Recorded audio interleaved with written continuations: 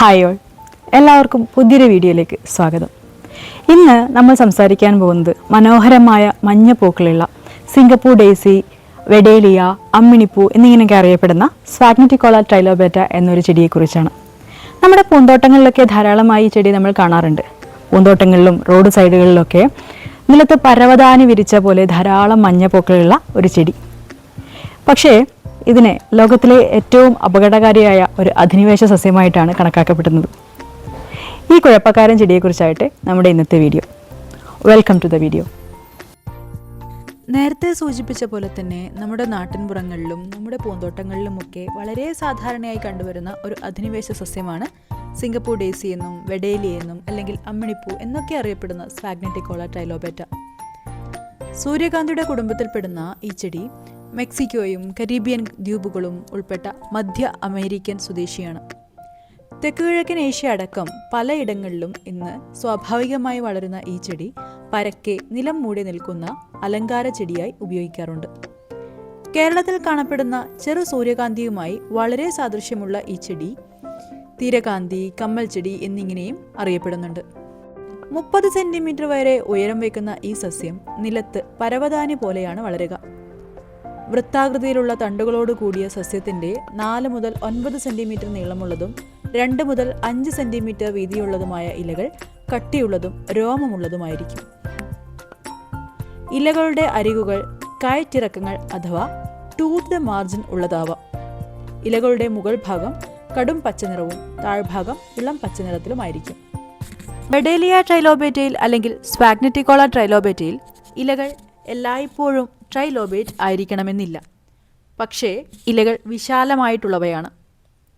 പൂക്കളുടെ കാര്യം നോക്കുകയാണെങ്കിൽ പൂവുകൾ 3 തൊട്ട് 15 സെന്റിമീറ്റർ വരെ വലിപ്പമുള്ള തണ്ടിലാണ് ഉണ്ടാവുക. വിവിധ ആവാസ വ്യവസ്ഥകളിൽ ജീവിക്കാനുള്ള ശേഷി ഈ സസ്യത്തിനുണ്ട്. എന്നിരുന്നാലും താഴ്ന്ന പ്രദേശങ്ങളിലെ ആർദ്രതയും നീർവാർച്ചയുള്ളതുമായ മണ്ണിൽ സൂര്യപ്രകാശം നന്നായി ലഭിക്കുന്ന സ്ഥലത്താണ് സസ്യം നന്നായി വളരുക. അതുകൊണ്ടുകൂടെയാണ് ഈ ചെടിക്ക് തീരകാന്തി എന്ന പേര് കൂടെ ലഭിച്ചത്. സാധാരണയായി കൃഷിയിടങ്ങളിൽ കളകളായും വഴിയരികിലും നഗരങ്ങളിലുമൊക്കെ ഈ ചെടിയെ കാണുന്നുണ്ട്. IUCN തയ്യാറാക്കിയ ലോകത്തിലെ 100 അധിനിവേശ സ്പീഷീസുകളുടെ പട്ടികയിൽ ഈ ചെടി ഉൾപ്പെട്ടിട്ടുണ്ട്.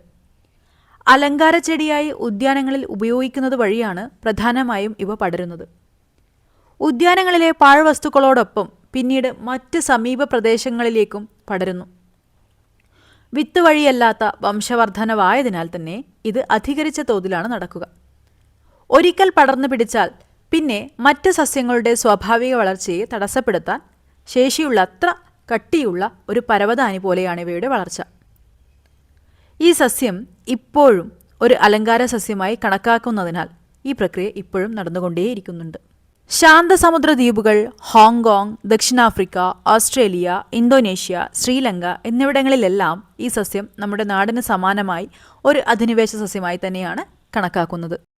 സ്ഫാഗ്നറ്റിക്കോള ട്രൈലോബേറ്റയുടെ സത്തിൽ ലിമോണിൻ, കാരിയോഫിലിൻ പോലുള്ള ടെർപ്പിനോയിഡുകൾ, കൗറേനോയിക് ആസിഡ്, ഇവാലിൻ തുടങ്ങിയ ഫീനോളിക് സംയുക്തങ്ങൾ, സിറിങ്ക റെസിനോൾ പോലുള്ള ഡൈടെർപ്പിനോയിഡുകൾ, ഒലിയേക്, അബിയറ്റിക് ആസിഡ് തുടങ്ങിയ ഫാറ്റി ആസിഡുകൾ കൂടാതെ ആൽക്കലോയിഡുകൾ, ഫ്ലേവനോയിഡുകൾ, ടാനിനുകൾ എന്നിവയും അടങ്ങിയിട്ടുണ്ട്. വീഡിയോ ഇഷ്ടപ്പെടുകയാണെങ്കിൽ ലൈക്ക് ചെയ്യാനും സബ്സ്ക്രൈബ് ചെയ്യാനും മറ്റുള്ളവർക്ക് പങ്കുവയ്ക്കാനും മറക്കരുത്. അതുപോലെ തന്നെ നിങ്ങളുടെ വിലയേറിയ അഭിപ്രായങ്ങൾ കമൻറ്റ് ചെയ്യുകയും വേണം.